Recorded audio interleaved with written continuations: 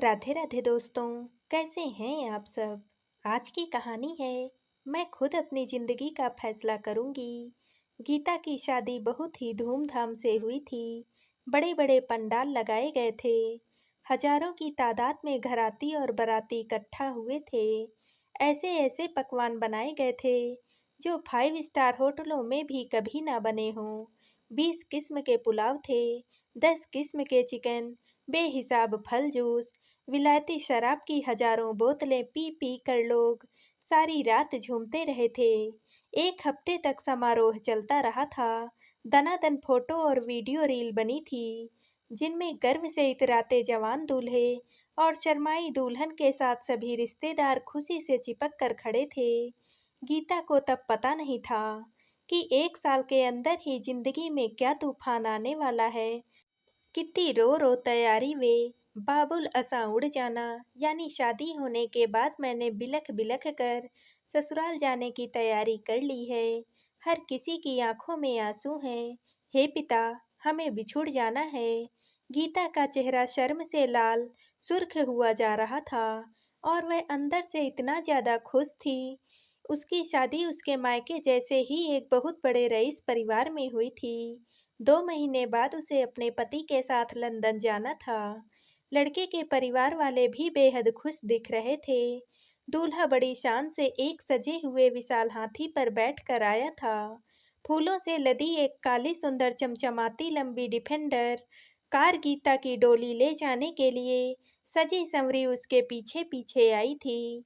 लड़के का पिता अपने इलाके का बहुत बड़ा जमींदार था।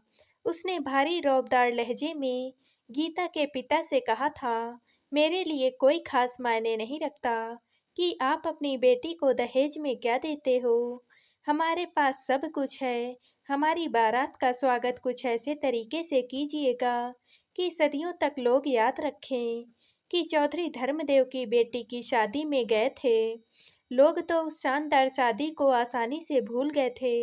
आजकल तकरीबन सभी शादियां ऐसे ही सज धज से होती हैं। पर गीता को कुछ नहीं भूला था। उसके दूल्हे ने पहली रात को उसे हजारों सब्ज बाग दिखाए थे।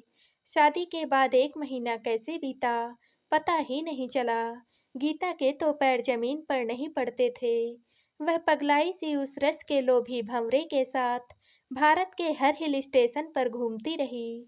शादी को बिना रजिस्टर कराए गीता के पति को एक दिन अचानक लंदन जाना पड़ा। कुछ महीनों बाद तक यह सारा माजरा गीता के परिवार वालों की समझ में नहीं आया। गीता तो कुछ ज्यादा ही हवा में थी कि विदेश जाकर यह कोर्स करेगी, वह काम करेगी। कुछ दिनों तक गीता मायके में ही रही। ससुराल से कोई खोज खबर नहीं मिल पा रही थी। गीता का पति जो फोन नंबर उसे दे गया था वह फर्जी था। लोगों को 2 और 2 जोड़कर 5 बनाते देर नहीं लगती। अखबारों को भनक लगी तो उन्होंने मिर्च मसाला लगाकर गीता के नाम पर बहुत कीचड़ उछाला। पत्रकारों को भी मौका मिल गया था अपनी भड़ास निकालने का। कहने लगे कि लालच के मारे ये लोग बिना कोई पूछताछ किए विदेशी दूल्हों के साथ अपनी लड़कियां बांध देते हैं। ये एनआरआई रईस 2-3 महीने जवान लड़की का जिस्मानी शोषण करके फुर्र हो जाते हैं।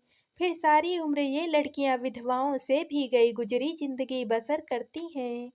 आने वाले समय में जिंदगी ने जो कड़वे अनुभव गीता को दिए थे वे उसके लिए पल पल मौत की तरफ ले जाने वाले कदम थे। उसके माता पिता ने शादी में करोड़ों रुपए खर्च कर दिए थे और क्या कुछ नहीं दिया था। एक बड़ी कार भी उसे दहेज में दी थी। खैर, 2-3 महीने बाद एक नया नाटक सामने आया। गीता के बैंक खाते में पति ने कुछ पैसे जमा किए। अब वह उसे हर महीने अच्छे खासे रुपए भेजने लगा था ताकि पैसे के लिए ही सही गीता उसके खिलाफ कोई हो हल्ला ना करे। गीता के पिता ने कुछ रिश्तेदारों को साथ लेकर उसकी ससुराल जाकर खोजबीन की। पता चला कि लड़का तो लंदन में पहले से ही शादीशुदा है। यह बात उसने अपने माँ बाप से भी छिपाई थी। कुछ अरसा पहले उसने अपनी मकान मालकिन से ही शादी कर ली थी ताकि वहाँ का परमानेंट वीजा लग जाए। गीता के साथ तो उसने अपने माँ बाप को खुश रखने के लिए शादी की थी, ताकि वह सारी उम्र उनकी ही सेवा में लगी रहे। इस मामले में गीता के घर वाले उसके ससुराल वालों को फंसा सकते थे, मगर यह भी इतना आसान नहीं था। गीता के माँ बाप ने उसके ससुराल पक्ष पर सामाजिक दबाव बढ़ाना शुरू किया और अदालत का डर दिखाया।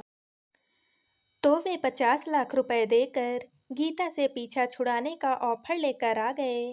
गीता की शादी भारत में रजिस्टर नहीं हुई थी और इंग्लैंड में उसकी कोई कानूनी मंजूरी नहीं थी।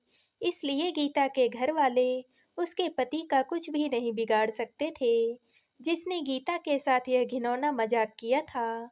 गीता के ससुराल वाले चाहते थे कि 50 लाख रुपए लेकर गीता दूसरी शादी कर ले। वे बकायदा तलाक दिलाने का वादा कर रहे थे। अब गीता का पति उनके हाथ आने वाला नहीं था। तब गीता के ससुराल वालों ने उसके परिवार को एक दूसरी योजना बताई। गीता का देवर अभी कुंवारा ही था। उन्होंने सुझाया कि गीता चाहे तो उसके साथ शादी कर सकती है।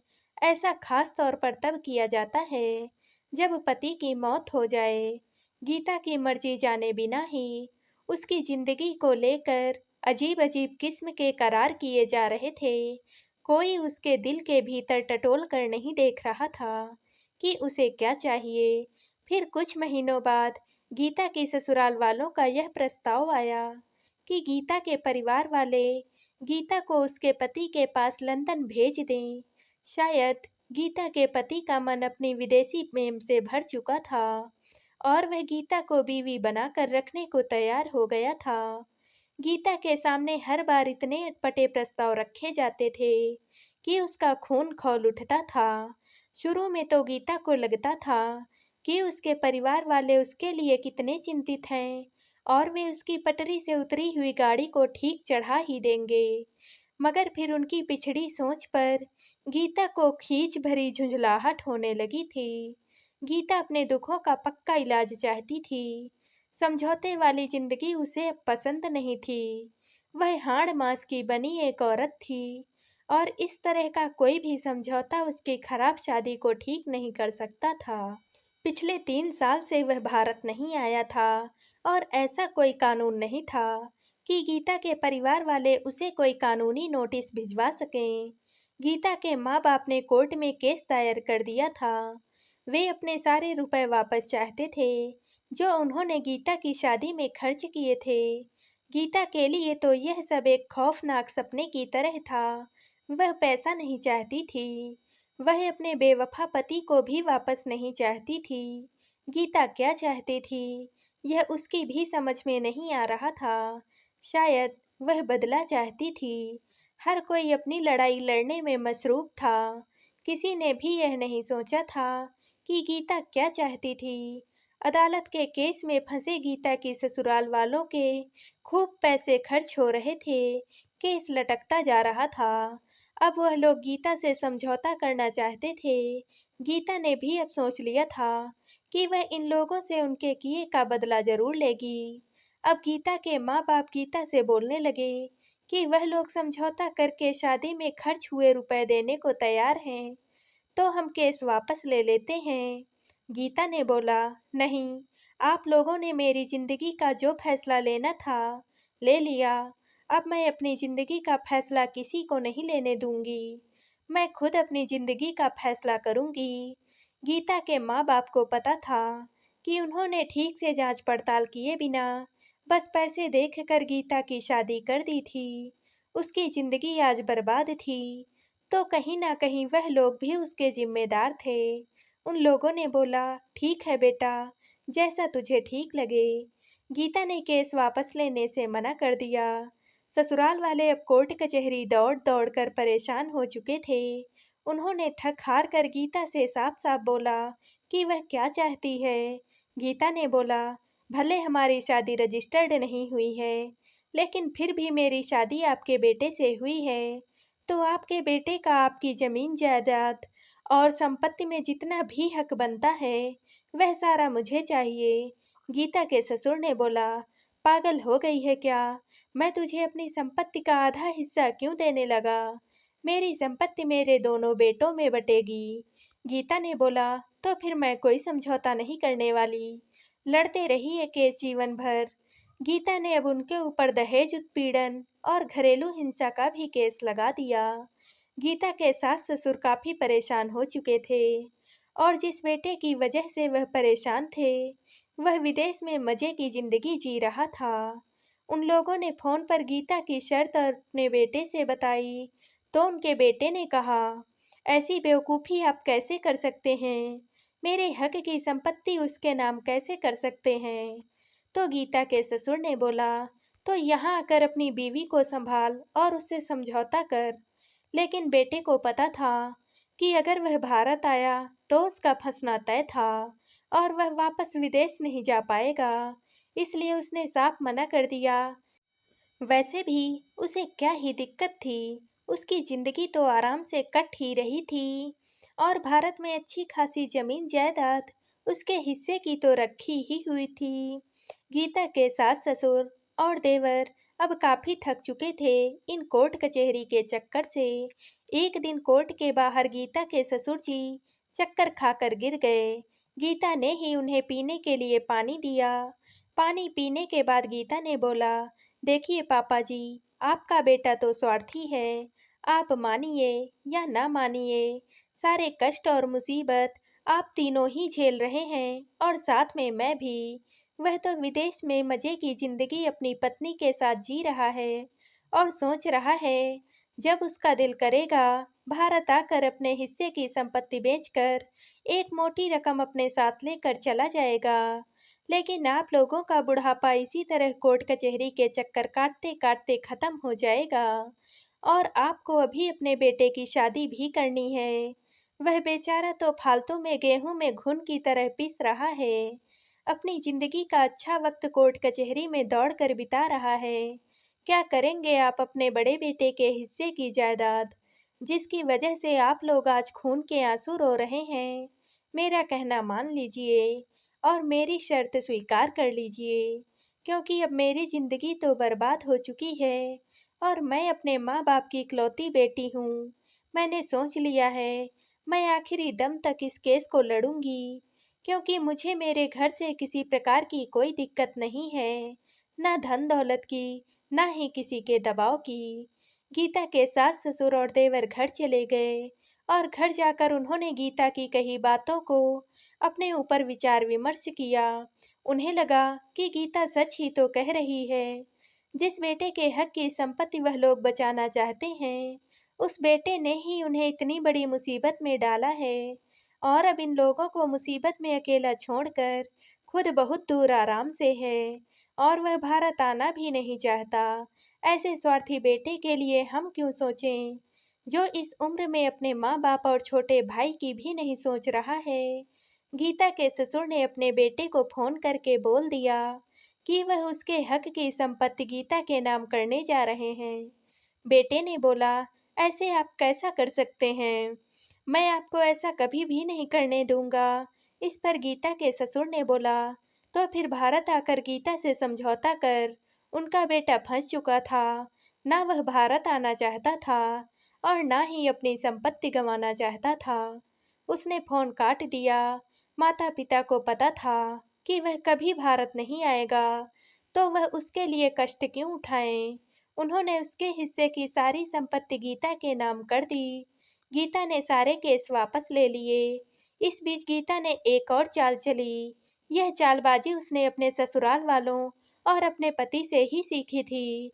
उसने हर जगह अपने ससुराल वालों को और खास करके देवर को इतना बदनाम कर दिया कि अब उसके देवर से कोई भी लड़की वाला अपनी लड़की देने को तैयार नहीं था। चारों ओर यह बात फैली हुई थी कि जिस तरह से उनके बड़े बेटे ने एक लड़की की जिंदगी खराब कर दी, वैसे ही अब छोटा बेटा भी करेगा। वह भी विदेश में बसना चाहता है, बस शादी करके एक लड़की अपने माँ बाप की सेवा के लिए यहाँ पर रख कर वह भी विदेश चला जाएगा। यह बात सब जगह फैल चुकी थी। लाख कोशिश करने के बाद भी गीता के देवर की शादी नहीं हो पा रही थी। गीता के सास ससुर काफी परेशान थे। अब उन्हें चिंता होने लगी थी। गीता का देवर भी काफी खुश था कि उसके भाई की वजह से उसकी जिंदगी खराब हो गई। गीता ने अब अपनी अगली चाल चली, क्योंकि वह भी तो अपनी जिंदगी में अकेली थी और उसे भी कोई जीवन साथी चाहिए था। गीता अपने देवर के करीब जाने लगी और धीरे धीरे गीता और उसके देवर एक दूसरे को पसंद करने लगे। गीता ने सोच लिया था कि अगर वह अपने सास ससुर की शर्त की वजह से देवर से शादी करती तो जिंदगी भर उनसे उनके एहसान तले दबाव में रहना पड़ता। अब वह अपनी शर्तों पर उसके देवर से शादी करेगी। गीता के सास ससुर ने गीता के घर अपने छोटे बेटे का रिश्ता भेजा, जिसे गीता के माँ बाप ने गीता की रजामंदी से स्वीकार कर लिया। गीता ने अपनी शर्त रखी कि शादी कोर्ट में होगी, क्योंकि इस बार उसे अपनी शादी के पक्के सबूत चाहिए थे। गीता और उसके देवर की शादी हो गई। गीता के पहले पति ने विदेश से इस पर आपत्ति जताई कि शादीशुदा होते हुए गीता दूसरी शादी कैसे कर सकती है, वह भी उसके भाई से। गीता के देवर ने बोला, नीच इंसान, पहले ही गीता की जिंदगी बर्बाद कर रखी है और साथ में मेरी भी। तुम्हारी वजह से ना गीता अपनी शादीशुदा जिंदगी जी पाई और ना ही मेरी कहीं कोई शादी हो पा रही है और खुद तुम मजे की जिंदगी जी रहे हो। खबरदार, तो फिर कभी यहाँ फोन किया, कहकर उसने फोन काट दिया। गीता के पहले पति को भी समझ में आ चुका था कि अब वह गीता का कुछ नहीं बिगाड़ सकता। गीता और उसके देवर की शादी हो गई और गीता विदा होकर दोबारा से अपने ससुराल में आ गई। एक दिन गीता ने मौका पाकर अपने पहले पति को फोन किया और बोला, बहुत होशियार बनता था ना, सोचा था अच्छा खासा दहेज लूंगा और एक लड़की को अपनी माँ बाप की सेवा के लिए भारत में छोड़कर हमेशा के लिए विदेश में मौज करूंगा। लेकिन अफसोस, तेरे पल्ले मैं पड़ गई। अब मजा आ रहा है। तेरे हिस्से की सारी संपत्ति मेरे नाम पर है और तेरा भाई अब मेरा पति है, तो उसके हिस्से की सारी संपत्ति भी अब मेरी ही है। साथ ही साथ मैं इस घर की बहू हूँ, अपने पति के साथ हूँ। तेरे माँ बाप और भाई तुझसे नफरत करते हैं और मैं इस घर में शान की जिंदगी जी रही हूँ। आखिर इस घर की इकलौती बहू हूँ और घर की इतने बड़े संपत्ति की मालकिन हूँ। तो इस घर का बेटा है ना, लेकिन तुझे गारंटी देती हूँ, अगर गलती से भी कभी इस घर में आ गया ना, तो तेरी टांगे तुड़वा दूंगी, क्योंकि अब इस घर में वही होता है जो मैं चाहती हूँ। गीता के पहले पति को कुछ भी समझ में नहीं आ रहा था कि वह क्या बोले। उसने चुपचाप से फोन रख दिया। आज गीता के कलेजे को बहुत ठंडक मिल रही थी। तो दोस्तों, आप सबको ये कहानी कैसी लगी, कमेंट करके ज़रूर बताइएगा और वीडियो को लाइक व शेयर कीजिएगा। अगर आप इस चैनल पर नए हैं और अब तक चैनल को सब्सक्राइब नहीं किया है तो प्लीज़ चैनल को सब्सक्राइब कर लीजिएगा। कल मिलते हैं एक और नई कहानी के साथ। आप सभी का बहुत बहुत धन्यवाद।